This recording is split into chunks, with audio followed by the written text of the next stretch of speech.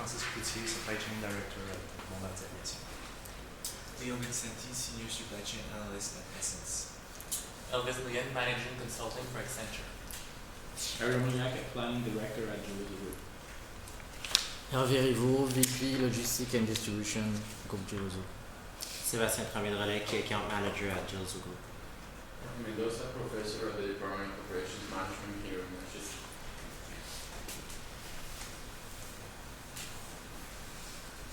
Mesdames et messieurs, bonjour.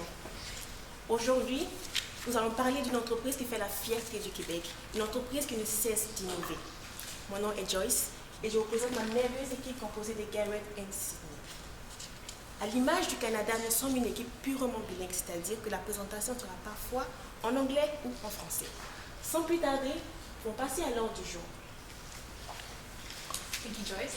So first on our agenda today, we'll be doing an overview and an analysis of the company, moving into the approaches that we have provided, and then the recommendation that we feel is the strongest one to go ahead with. We'll finish with the implementation, which Garrett will give us, and then we'll briefly talk about the risks associated with the recommendation that we provided. We'll now move into the overview. Awesome. So we're going to go over a quick overview. You're already familiar with your company. You've came to us with your problems, and now we're going to look at those problems individually. First, the company, understand what's going on, understand the issues that are occurring and the opportunities that you have. And we're going to offer you a solution that enables you to tackle the issues that you're having, as well as move into the future with a forward-looking plan that enables you to take the opportunities which are as they present themselves and still be flexible in your current position as you are looking to continue to be financially feasible in the short term. So we look, founded in 1960, over 50 years old, based out of Laval, Canada, in Quebec. Much of the initial production of the company was wine. You initially started as the first winery in Quebec, first being granted a license. From there, you've diversified into offering a wide array of both beer and malt beverages. The beer also now comes through imports. The imports, you were the first to offer imports within convenience stores. This is important because a lot of your primary customers and the focus of your supply chain and distribution is the smaller vendors which you do serve. You do serve the larger vendors, but a lot of the smaller convenience stores and grocery stores are a large focus of what we're going to be covering today. You have a portfolio of 50 beverages, which enables you to offer a diversified portfolio, and you're able to exercise economies of scale on a customer-by-customer basis. So we'll look into that going forward. Also, within the company overview, we're going to look at your current value chains as they exist. Much of the importing is done within the beer, but there's a lot of distribution and the production of the beer and malt beverages themselves occur in Laval. From here, they're shipped to various distribution centers in Quebec. There are 4 primary ones with a contracted partner distributor, which occurs and facilitates a lot of the distribution within the US. Your distributors in Canada allow you to touch and be extremely hands-on with the clientele here domestically, but then abroad, your contract manufacturers and those partnerships allow you to expand your network without having to expand your operations and a lot of the fixed costs that are going to come along with that. From there, we have 400,000 square feet of production space in Laval itself, which enables you to store up to 3 weeks of overall inventory moving forward, which does give you some flexibility already in terms of bringing back product, which is a major focus of what's going on currently within your product. So now we move into the analysis itself. So analyzing what's going on. Right now, a large focus for your business and a large part of what it is that you want to continue doing moving forward is customer satisfaction. Your customers are vitally important to you. They're vitally important to the province itself. Alcohol is a thriving industry nationwide, and it is looking to expand as the younger demographics move up. With such a diversified offering of various products, this allows you to seize those various demographics as they continue to expand. We'll look into that further in the future. So we're looking to maintain the current return policy. Your return policy, as compared to various other return policies in the industry, is extremely flexible. You allow your end retailers a large amount of flexibility as they provide the backbone of the distribution of your product to the consumers themselves. From there, you're also looking to manage the inventory flexibility on your end and within the retailers themselves. Inventory flexibility Potential shortages once deliveries are occurring has been a potential issue currently. So inventory flexibility on both ends is going to allow you to ship when you need to ship and allow to ship extra as we implement solutions to forecast future demand and potential issues moving forward. In terms of cost, we have the returns. The returns themselves are, you'll be crediting back within the process. The credit comes in, and once you receive the next order, the credit is checked in order to enable either a bill to be sent out or the next order to be charged against the credit of the returned amount. It's about a 12-to-1 ratio currently, so your actual return amount in terms of what's being shipped out isn't a lot. That 1 against the 12 is both including recycled and returned. The recycled portion is a large amount of your product, so that is great in terms of sustainability, which has become such a focus of that millennial generation, which is moving into being such a large portion of your end customer base. As well, we have missed sales, the missed opportunities. Those smaller retailers, a lot of the times you've noticed that once you've arrived with deliveries, the end delivery drivers are feeding a lot of the information back in terms of how it is that your products are being stored, because you're offering such a generous return policy, but also how it is that they're being sold. From there, and the sale amounts and potential additional inventories that are required by your end customers, which translates to lost sales for your beverages, is an important thing that we're hoping to tackle. It's an opportunity cost for your business and something to reduce moving forward, as well as time. The time which goes into all of this checking, a lot of the manual labor. As we said, you have a delivery driver and an assistant for that delivery driver, which is a lot of face-to-face communication, as well as over the phone, which is a major focus of what we're going to be looking at and hoping to minimize with the solutions that we're going to offer to you. Sounds good. So now we're going to do a quick overview of your revenue, just to understand where that's coming from and the potential opportunities coming from that. So we look at beer and the malt beverages. As touched on previously, the millennial generation is looking to move a lot more into the malt beverages, low calorie, low sugar, but still the great taste that they're used to growing up with. So a lot of those offerings is flexible. You have a large focus on R&D. You recently expanded production with a large investment and looking to make another large investment moving forward. So being able to tackle that is going to be important and expand into those new areas of opportunity and capture that market share as it continues to, the market expands and also begins to enter. You enter, you have the market share, and as the market expands, your market share can stay the same, growing the overall top line. We move into our geographical distribution. You currently have an overweight position in the US and Canada. The primary amount of your sales are coming within the Quebec market itself. Within that Quebec market, you have extremely strong market share of the products you offer. You have an interesting offering of some joint partnership products in terms of the branding of the products themselves. A lot of the new millennials, we keep talking about this, but it's such an expanding market. We see as people move into the legally eligible to purchase alcohol ages, those are becoming your customers and they're going to be moving forward.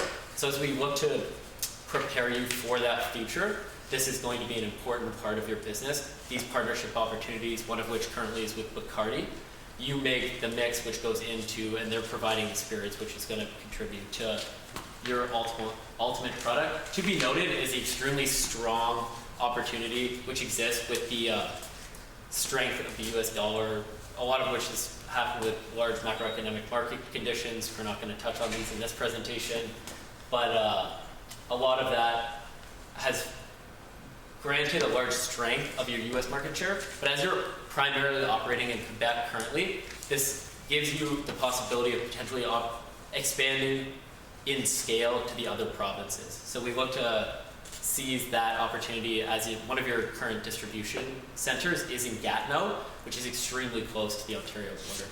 So that could serve as a hub as you start to move and expand and test new markets. Perfect, so we'll now move into the mandate of why we're really here today and what we're trying to accomplish.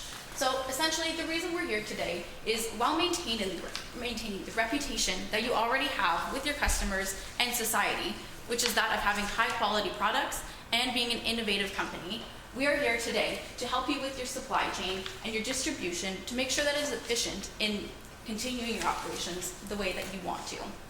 We'll do this with 3 KPIs, which we'll come back to later in the presentation. The first is to reduce the annualized returns within 3 months. So we do understand that right now, the issue you're having is a very sudden one, and it's happening right now. So our goal is to keep this as short term as possible to help you achieve these at the right time. Also, we'll be facilitating the order size to avoid missed sales. We want to make sure that it's flexible for yourself as the supplier of these beverages, but also flexible to your customers as well, because that's what has given you the reputation that you do have. Finally, we'll be moving into the short-term viability with the budget. We do understand that you have a budget in place. We're not trying to go over that budget. This needs to be a viable project. So our budget that we have in place today is $5 million. Sounds good. So to touch on that $5 million, the way that was come about, it was a top-down analysis of the overall margin profile of the business. We're able to estimate, coming from the amount that you're distributing in tons, moving that into actual beverages themselves, coming up with an average amount of the beverage pricing within the various markets that you're operating in. As within the Canadian industry itself, there are various different pricing structures, as well as the states. So coming up with almost a weighted average based on that to come up with a top line amount, and then a reasonable, and then industry standard margin profile, and then being able to come up with a reasonable amount on a per margin point basis that you're going to be able to contribute to this large change for the future in your business, was how that $5 million as a starting point was established. We'll now move into the approaches. The first approach that we have is an internal ERP expansion, with the second one being an external ERP expansion. These are both expansions, obviously, throughout ERP, and the main differences between these two approaches is that one will be focusing on your internal, of your supplying your internally, and then the next will be through externally, through your customers. Merci. Comme l'a dit ma collègue, la première option consiste à s'intéresser à la structure interne. C'est-à-dire, on sait que l'entreprise a 4 centres de distribution à travers le Québec. Les centres ne sont pas coordonnés, l'information n'est pas synchronisée. C'est-à-dire, on ne sait pas en temps réel quel stock nous avons à Québec, quel stock nous avons à Gatineau. Nous voulons synchroniser l'information pour nous permettre une meilleure gestion des stocks. Aussi, nous voulons mieux comprendre les stocks, c'est-à-dire savoir quel est le taux de pénurie, à quel instant nous savons comment réapprovisionner les magasins. Une variable très importante à prendre en considération. Aussi, nous voulons faire des projections. On sait que chaque compagnie, chaque branche a des ventes. Nous voulons projeter en avance quels besoins nous avons, dépendamment des saisons, dépendamment des variabilités de la demande. Donc, ceci permettra vraiment de mieux gérer de manière proactive les stocks, de manière à ne pas avoir de pénurie. Perfect. So now moving into the approach that we chose as the recommendation, Garrett is going to take us through that. Sounds good. So looking at the actual current state of the business itself, you interact with your clients, lots of product going out. We talked about a 12-to-1 basis, 12 cartons, tons, whatever it may be, going out, and 1 coming back in both recycled and returns. We're looking to optimize that and have less returns coming back just on an overall efficiency basis. Those returns are potential opportunity costs, they're missed sales, they're whatever they may be. So that is something we're looking to reduce on the return amount. The information amount. We're seeing a lot of different points of information coming back. There's limited flow to the current retailers from both the distributors and the head office in Laval. The primary points of contact right now are your 2 different mechanisms. You have a mechanism in which it's primarily telephone based, in which you're reaching out to the retailers and confirming that way. A lot of times that's done remotely with typically smaller retailers. A lot of the larger and more centralized retailers are visited on a face-to-face basis. This does provide some information, but it is still limited, and we're looking to expand that. The more information, the better. It's a data age, and if you can be a data-driven company, you're looking to set yourself up to limit the future investment that's required and just be able to capture those opportunities as they come into the market. And then we also see the information coming back, which we're looking to remove as well. So now we see what we are suggesting. In terms of information, we're offering with a external focused ESG, that external base being the retailers in the total value chain which you're operating in. That external ERP is going to allow for an expedited amount. The external ERP, just to get into more detail about it, because detail is extremely important. You're looking to implement this, your employees are going to be using it. This is going to be an extremely large part about the future of your business. is the ERP itself, you're able to have a clear connection, which is being both used at the various retailers which are operating and yourself. This ERP is connected and communicating and enables an additional path of expedited communication and the opportunities for whether it be automation or the various just analytics of the tracking of potential inventory patterns, gives you guys a world of opportunities. Playing with the data and being able to look at that just enables you to understand your business more, as well as the enterprise resource planning system is coming from you, it enables you to understand your retailer's business more, which gives you much more flexibility as you're operating with them and shifting potential future strategies. We look this way, as well as canceling out the potential returns. Through communicating, you're able to find synergies if they don't need so much of certain things and you have a history of the information that's going on. Certain stores, as mentioned, did have a tendency for either increased returns or potential limited orders based on different ordering frequencies and volumes. This gives you a large opportunity to potentially jump on that and take advantage of however limited amount it may be in the short term as the adoption, as Sydney will talk about later, ramps up. This is, you're collecting data and you continue to improve the process, which is what business has become all about. So overall, waste reduction, increased information, it's a win-win. We're not saying completely eliminate the returns. The recycled returns are still extremely important. They're a large part of your business, and that millennial customer is playing a large role in that, and they appreciate it. So that's still a part of that, and it's how your business is currently operating. But all the missed opportunity or opportunity cost is looking to be reduced. So now we're going to look at a quick implementation timeline. A lot of this implementation timeline is the individual portions are fairly standard within an overall enterprise resource planning system, either rollout or just expansion as you're currently doing. You have an enterprise resource planning tool which operates primarily currently from Laval to the various distribution centers. When we spoke on them not being currently synchronized, we're not referring to Laval doesn't understand what the inventory is going into each one. There isn't a lot of advantage being taken of that information. So that does, being able to consolidate that and have the hubs operate connected and potentially take advantages of shipping opportunities is a great thing to use. So we'll move into the cost now, just being able to break a lot of those steps that we were going into down.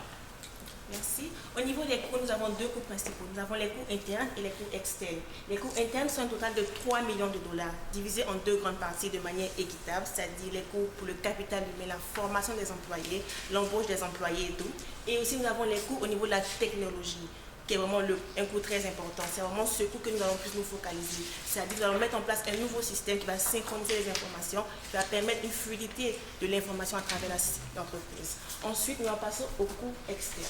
Perfect. So in terms of the external ERP implementation, the total budget has increased. The reason for this on both a technological and a human capital basis is you're now implementing technology in the retailers themselves. That's connecting back. It's an additional implementation. And when training internally, it's going to be a lot easier because your employees are already extremely connected to your business. So the external training is an additional cost, as well as we see an overall shift in the proportion being allocated. Technology is going to be more of a fixed cost, lots of upside as we see in various like SaaS companies. But we look at the human capital, as you continue to expand that way, you're going to need to expand into the various retailers. Merci. Un autre aspect très important qui vraiment crée la différence, c'est vraiment l'impact environnemental, l'impact durable. L'entreprise a beaucoup de retours, n'est-ce pas? Soit des usagers, soit des périmés. Mais qu'est-ce qu'elle fait avec les retours? Qu'est-ce qu'elle fait avec les bouteilles usagées?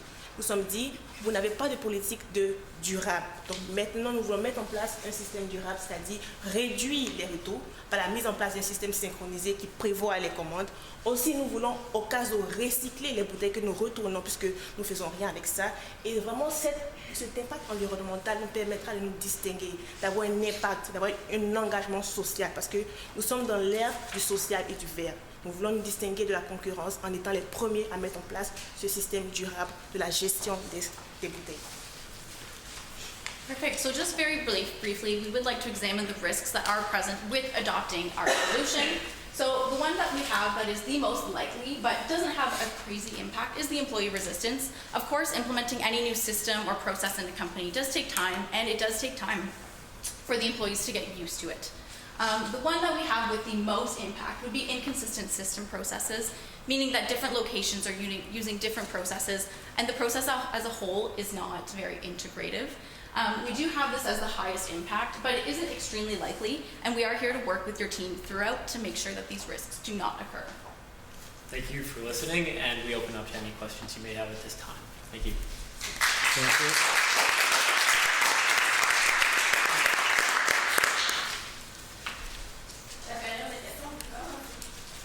So I'm still stuck on slide number 10.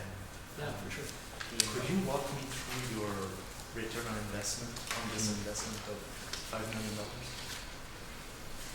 So for the KPIs. I'm looking for the benefits you're expecting. For sure. Sounds good. So we'll look here. Last year you had 474,000 tons of returns individually. That's an enormous amount, especially compared to what you're selling. In order to break it down further, we'd almost need a breakdown of the recycled amount versus the recycled amount coming back versus the actual return, like opportunity cost amount coming back. Using some sort of an estimation, industry standard, lots of different businesses in the industry are working the same way. We were able to break down a margin profile. In terms of an overall return, there is the quantitative amount, which is going to go into it, but there's also the qualitative amount. Your retailers that you're working with are having trouble currently managing their inventory. So enabling this and enabling that communication is going to help you down the line that way. So there is the quantitative and the qualitative amount. Based on the ROI, we'd have to get back to you specifically within the project, and also in an attempt to quantify that qualitative future benefit. Thank you. So you're recommending that the independent dépanneur have or use the ERP that would be used at Gilles Group? Yeah, for sure. So Okay, so then I have two questions. First is how do we make sure that the small businesses are willing to implement with that software? And the second question is, because it would be a longer term project, how do we make sure that that longer term project have short term benefits? yeah, for sure. So as Sydney touched on at the beginning of the presentation, and if we take a quick look at the timeline of the overall project itself, a large part of the current concerns within the business, it's not actually a fundamental issue, was the regulation occurrence which occurred, and a large amount of returns coming back. It is a one-time occurrence. Regulation is almost a fixed risk of just business in general. So looking at that is going to be a short-term benefit with the 400,000 square feet of storage in Laval and up to 3 weeks of storage. Just overall operational shift and just being dynamic as an organization, both like within the people you currently have and the information system, will allow for hopefully some advantage to be taken of a lot of the returns, bringing them back out temporarily, whether it be shifting from almost production to reallocation mode, is an opportunity to take those current weaknesses or threats and change those into almost an opportunity. Those returns don't have to be just a completely lost cause. You can reship them out, reallocate to different stores, things like that, dealing with the regulation itself. So that is a concern. In terms of the long term, we're looking at 18 months. You mentioned dealing, it was almost a two-part question, in terms of dealing with the external retailers themselves. A lot of them are going to be smaller convenience stores.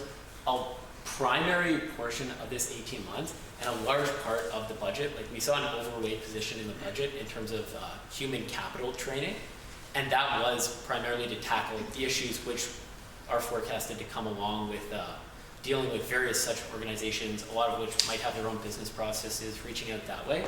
So being able to draw them in and involve them in the stakeholder feedback. We didn't say feedback with any organization, it's all the stakeholders.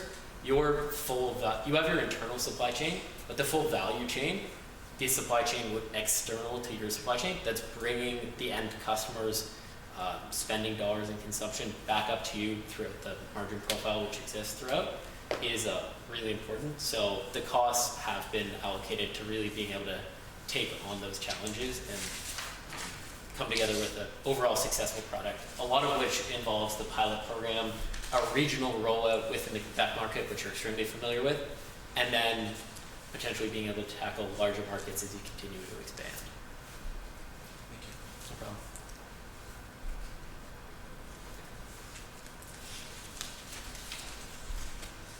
Sounds great. No other questions? Still got one. When you look at the Yeah. reduction of the returns, you're mentioning you're wanting to take it down to 10.90. Yeah. So- how did you come up with that? And how do you balance it with the investment? Yeah, for sure. So the annual returns of 1090, so it was an annualized 11,000 tons of returns coming back. So that's actually a 10% reduction.